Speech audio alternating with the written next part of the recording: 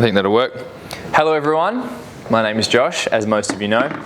So Nav's done a really good job of actually framing you the foundational knowledge, more of the theory side of things, but obviously now when we leave this workshop, our goal is to actually take that into some actionable steps, turn that into actually going to the shop, picking the right foods, taking those foods to home, going to the kitchen, and then preparing them appropriately. So this next section is how to put it all together.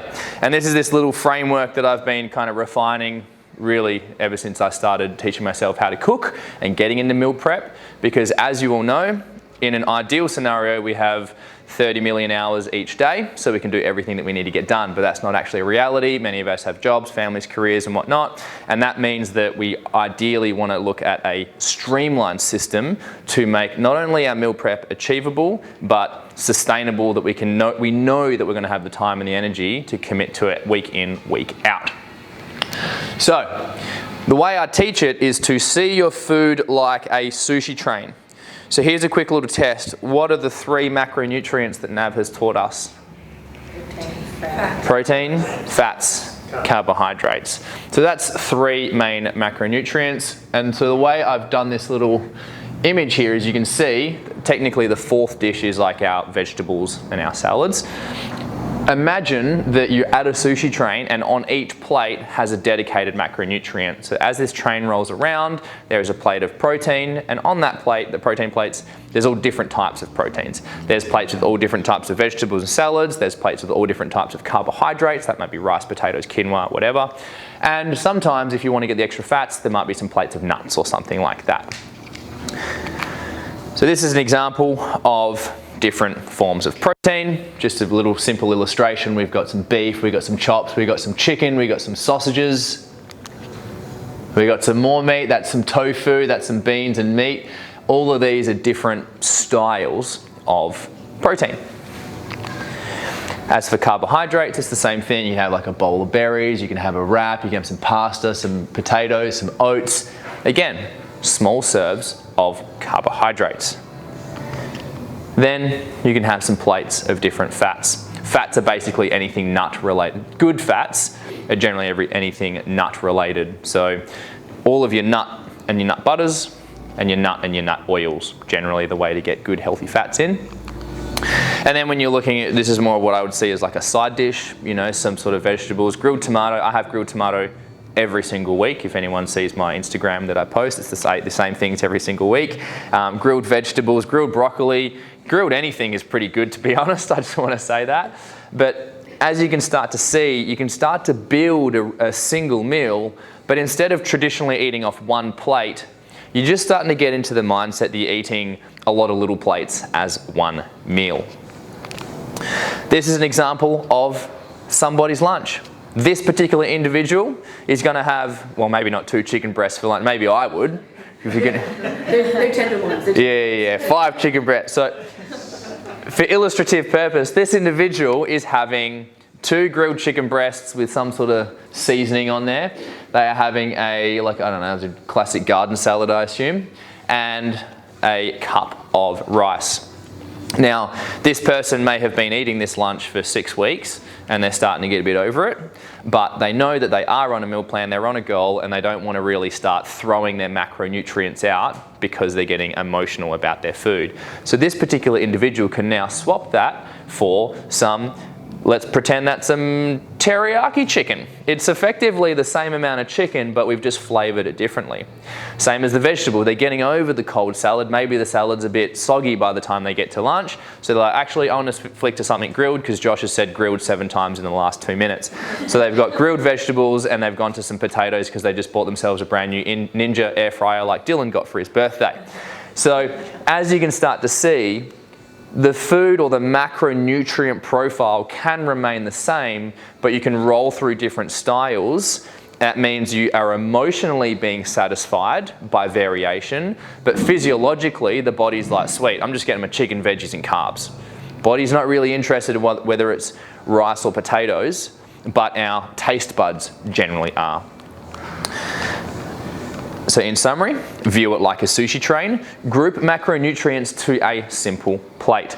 Your example of proteins are things like meats, your white, red, pink, fish, eggs, etc. Also meat alternative products and protein scoops such as shakes. So side note, I personally refer to protein powder as a food, not a supplement, because there's so much of a calorie value to a scoop of protein that it really is it's a food, whereas a scoop of electrolytes or I don't know, whatever I probably had 0.000001 calories when I ate that single vitamin D capsule.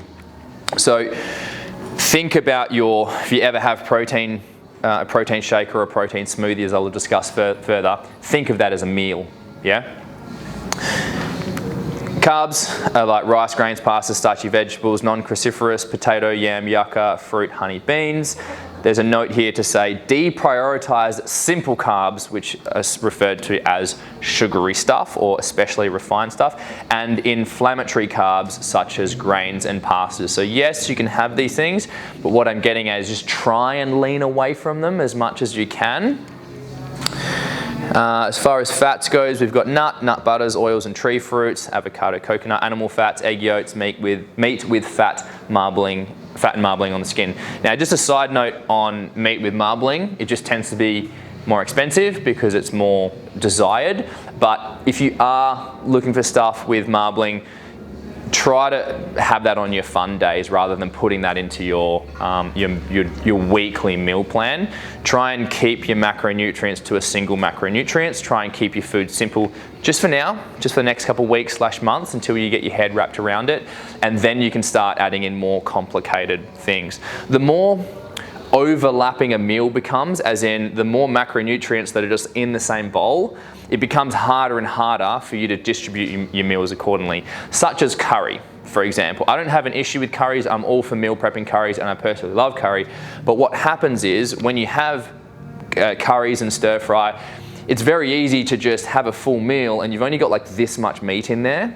You theoretically, especially when you guys are in the lifting environment, you do have to eat a fair bit of protein and therefore meat, and sometimes it can feel like your curry is more like just a chicken breast with curry sauce on it. But as far as the macronutrients goes, that's more desirable for the body and your goals. So again, I'm trying to just encourage you to keep things more simpler and try and design your meal plan around foods that can continue to remain separate on their own unique plate just for now. Later down the track, you can go back into your curries and things, and that's why I also steer people away from things like sandwiches and croissants and things like that, because it's like, and sushi, is it a carb? Is it a protein? I have a client who goes, oh, I had a sandwich for lunch. When I said, have you had your protein? But the sandwich only got like 2 slices of ham, which are like a 1 millimeter slice of meat, which is like a bite of chicken breast at the end of the day. So again, emphasizing, keep it simple, try and keep the meals whole and to their individual plates. Now, dressing your food. This is really the fun part. This is what I really get excited about because I refer to this as flavor profiles. So now you understand that, okay, I'm going to be having a meat for lunch and I'm going to have some sort of carbohydrate for lunch and I'm going to have some sort of serving of vegetables or salad. Now, structurally, that's going to remain the same for quite a long time. So emotionally, you can now rotate through flavor profiles, or you can, every day we wear a top, but the color of the top might change. We all wear pants every day, but the color of the pants might change. Does that make sense? We're fundamentally still wearing clothes. We're fundamentally still eating protein, fats, carbohydrates, and whatever balance we want each week. But what we can now do is, hopefully my next slide's timed well, we can go into the food, or I don't know what aisle this is, the sauce aisle, the sauce and the spice aisle. When I was a young little whippersnapper trying to figure out how to get big, I went into the spice aisle and I was like, cool, I now have 6 months worth of flavors to roll through. And when I started meal prepping, I just went into the master food section and I literally just went the sweet and sour, the teriyaki, and I just got sauce. And then next thing I know, I was just rotating through chicken marinades. Then when I was trying to tighten up my diet, I felt like some of the marinades do get a bit sugary or fatty sometimes. That can be a common thing. So when I was needing to be more dialed, I then transitioned from sauces to spices. Spices also fantastically have a lot of good micronutrients if you select the right ones. Not a lot to tip the needle, but it's nice to know that you're getting some extra health into these meals. So when it comes to spice, you really can go as crazy as you want. Spice doesn't mean spicy, spice means flavoursome, yeah? So I recommend you either go into the spice aisle or the sauce aisle just purely for inspiration. You don't have to buy anything, but when you go there, you'll probably find that, well, you will find there's also a lot of pre-made spices. Does anyone go to butchers regularly, or there is a, like the meat rub section is what I'm getting at. If anyone knows meat and barbecues, when you go to butchers and when you go to like local markets and stuff, it's the same thing. There's always this like tray or a shelf, and there's all these different like meat rubs, and it's the same concept. And I just now have a shelf of meat rubs, and then I also rotate through those flavor profiles as well. So inside the SMA app, we have a meal prep manual, which we designed ourselves and we built it ourselves, and therefore I, for the life of me, cannot figure out how to get the file size low enough to upload into, the chat. So inside the, I'll show you where it is at the end of this, inside the SMA app, you have the SMA meal prep system with the SMA meal prep manual. Inside of that is a massive list of, it's basically this entire presentation, but really elaborated into like a 40-page document. And the first half of the meal prep manual goes through all the theory. A lot of these slides are very similar in terms of understanding your calories, your macros, why they're important, and then also, even if you wanted to, how to build your own meal plan based on calories. But then the second half of the manual is my little recipe book, and it goes through all the different meats like fish and chicken and beef, and then it gives you a lot of starting flavors, a lot of common, simple flavor profiles to roll through. And the way that meal prep manual is designed is to keep the ingredients list less than 3, ideally 1. So most of the flavors in there are literally just one of the items off the shelf. This is an example. Chicken, the 4th recipe is lemon pepper chicken. The ingredients, number 1, chicken. Number 2, lemon pepper seasoning. And that's it. Chicken, season all hell out of it, cook the thing, done. Yeah? And you can go into the master food section. There is the, I think it's a Moroccan. The amount of Moroccan season I've gone through in my time, because you can also then roll the Moroccan seasoning over the vegetables and even into the rice. And then you can kind of mix it in if you want. But Moroccan seasoning's like really, really good. Personally, I don't know why I love pesto, but I love basil pesto and sun-dried pesto. So they were pretty much my main 3 that would rotate through, is pesto, sun-dried pesto, and Moroccan seasoning when I was really, really getting into it early in my fitness career. And then inside this document as well, there's even some different flavor profiles for vegetables as well. So what I recommend you do is start with your favorite 5. So ask yourself, what are my favorite 5 go-to protein flavors? So you go, okay, my basil pesto, Moroccan chicken, whatever. Pick your main 5 or even your top 3 and try and memorize them, because then they become second nature for you. Same thing again, you go to carb flavors, you go to fats, and then you go to salad and vegetable serves. For me, I don't know why I'm obsessed with this, but I'm obsessed with like mixing sweet and spicy when it comes to salad. I once made a Thai beef salad, and then once I saw how they mixed it all together, where they have that, there's a bit of honey, but there's also chilies in it as well, and something about mixing those together in a salad just gets me going. And I'm all about putting fruit in a salad, but it's not a fruit salad. So always. Have you ever tried the chili honey? I like how you said chili honey like that. My daughter just got I don't know what chili honey. I'm kidding. I'm sorry. The squeezy bottle. That's fine. The squeezy bottle. Yes, I have actually. I have. It's actually really, really good. Pretty much, I really try and personally have my red meat as like simple as possible, pretty much salt and pepper. But if it is, it's a sweet and a spicy mix like that as well. So, with meals and meal timing, we have a body clock. And building your body clock is one of the most foundational early steps that you should be doing with your body. Just like, as you saw on my slide, your body has a sleep clock. It has an afternoon dip clock. Ideally, if you are in routine, you have these moments within your day that your body has a pattern. And so when we get into our meal planning and getting into our nutrition, we're also trying to set our nutrition clock, because many of you maybe experience the fact that you're not hungry and we're telling you to eat more, and then the food feels like a chore. And that's just the nature of it. It has to feel like a chore for a little bit because you are going against instinct. Because your instinct is to just ignore food. Your instinct is to usually just stay focused on your work or just get shit done for the day, and then 6 o'clock comes or 4 o'clock's come and you're like, oh, I've only just had 7 coffees, I forgot to eat. Or you've only had a biscuit or something, and then you come home and then you start gorging.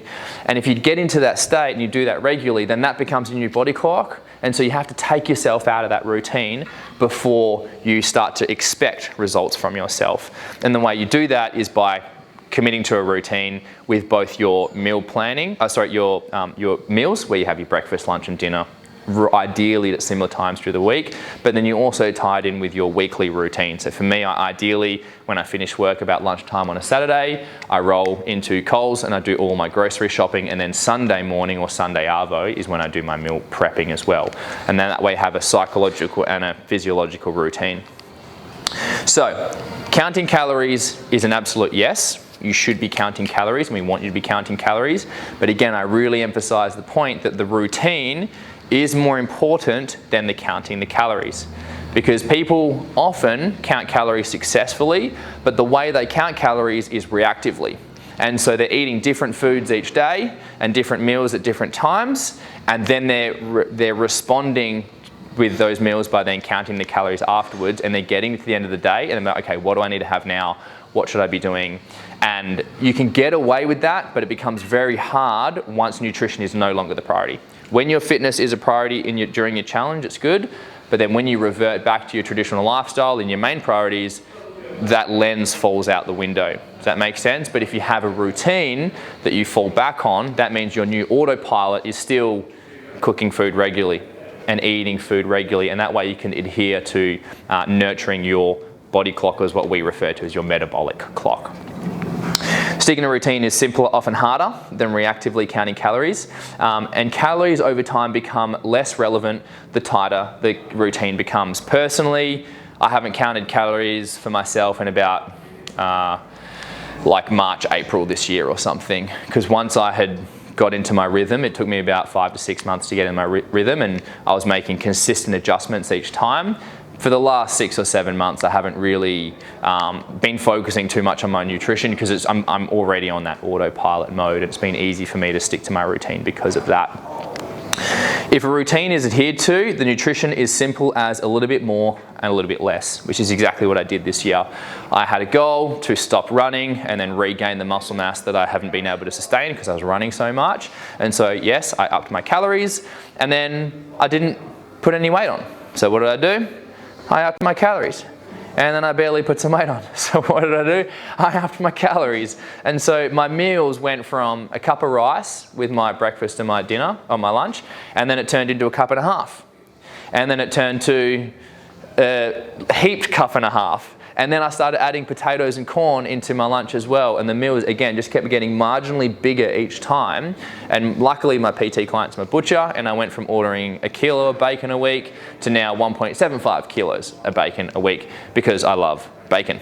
So each week, you just add in a small amount each time, or you reduce a small amount each time so that your body is never being yanked. It just leans and it just veers each week, over and over and again, yeah?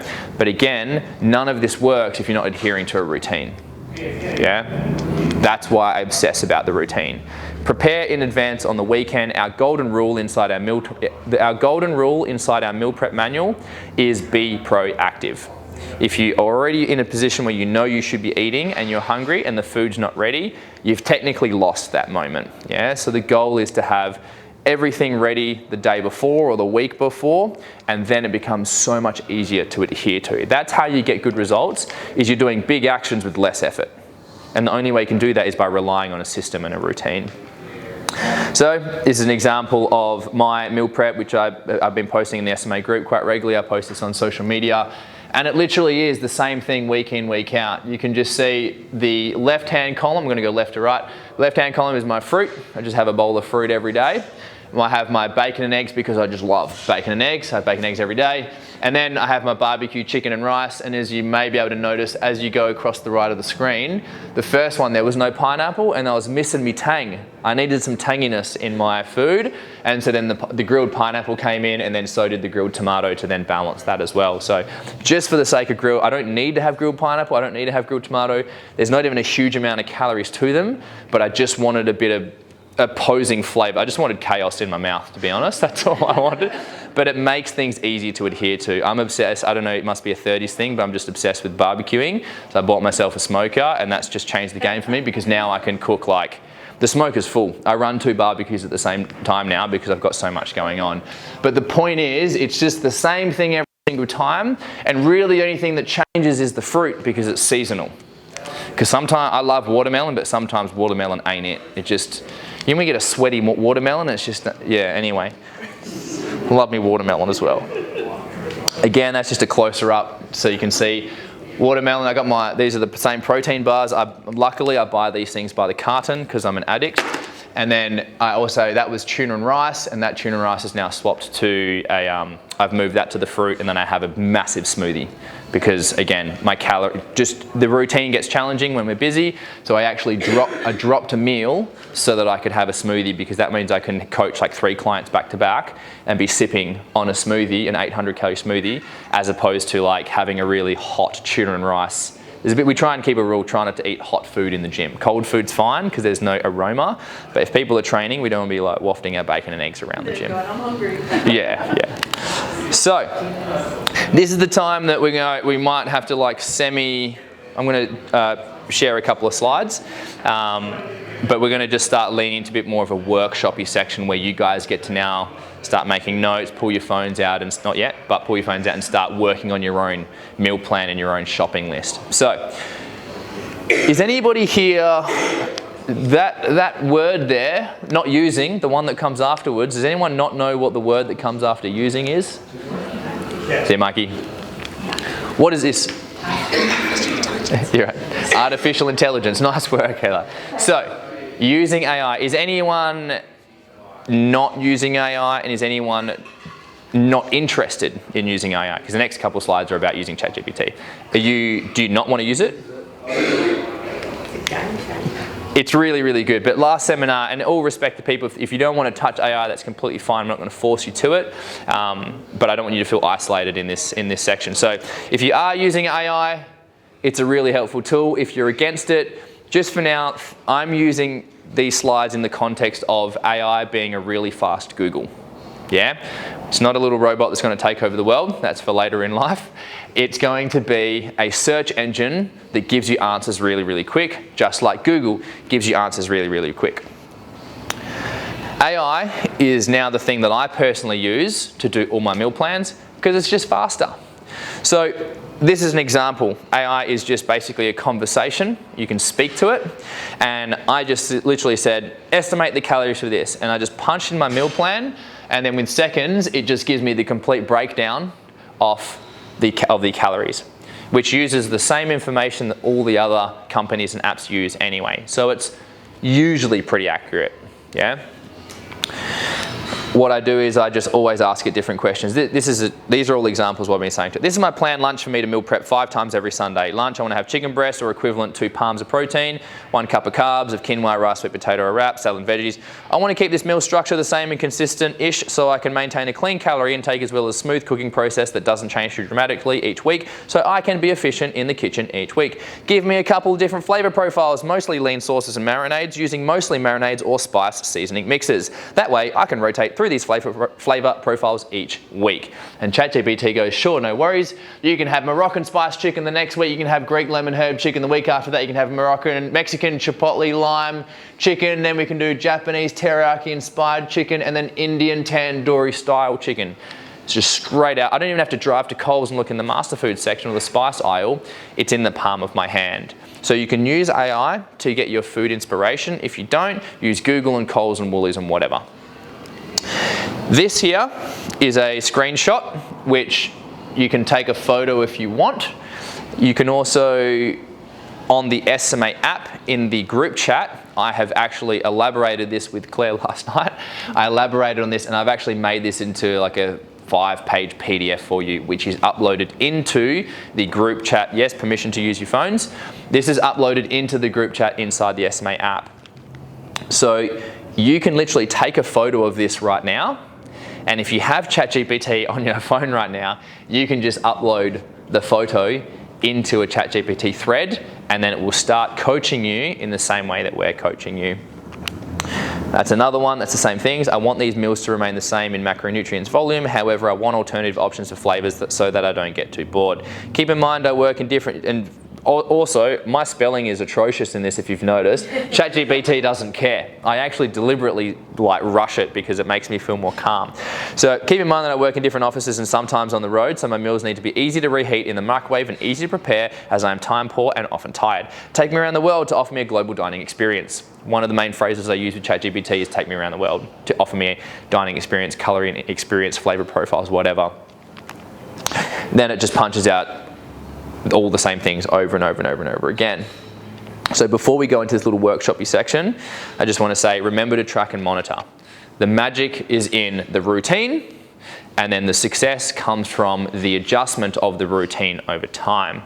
The tracking and the monitoring of things through the SMA app, or even just paying attention to your own energy levels and how you feel, as long as you're being aware of how this meal plan and this routine is affecting you, you're able to make tangible and clear changes each week so that you can refine and become more accurate, towards success. Because over time, your goals and the schedules will always change, and so your routine needs to be dynamic just like you are. You need data to make decisions, and that's the last slide. Cool. So what I want to spend some time now, maybe the next 5, 10, 15 minutes, is I want you to actually start getting your phones out or your notepad and start playing around with mapping out your own meal plan. If you open up the SMA chat,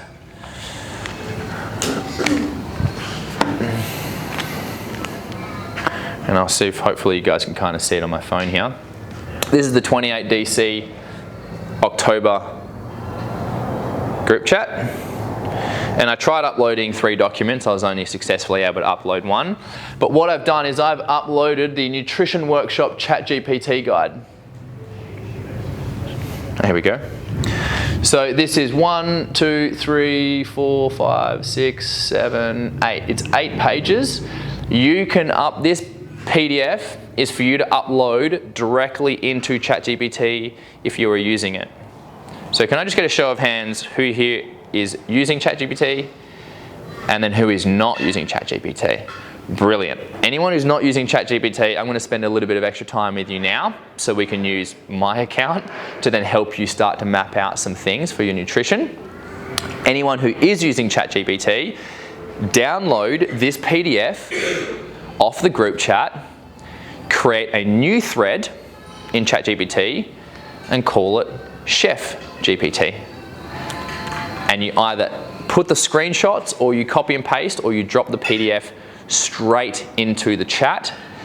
And then what I want you to do is put in your goals. Just say, this is my goal, I'm trying to lose fat, or put in your, you can also, I'll get someone's account up.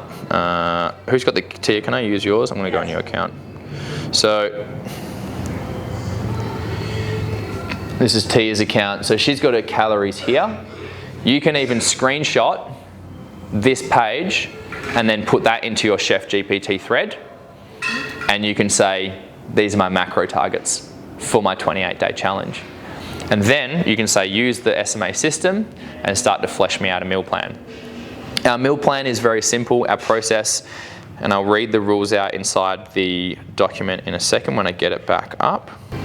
The rules we follow are 3 meals a day, breakfast, lunch and dinner, because it's built around setting that metabolic clock. You need to be eating meals 3 times a day minimum, and then if your calorie target is higher than what 3 meals would provide you, can you just check the camera for me please? Then you add in an extra protein shake or a smoothie or a snack. Number 4, prioritize protein. Include protein every meal.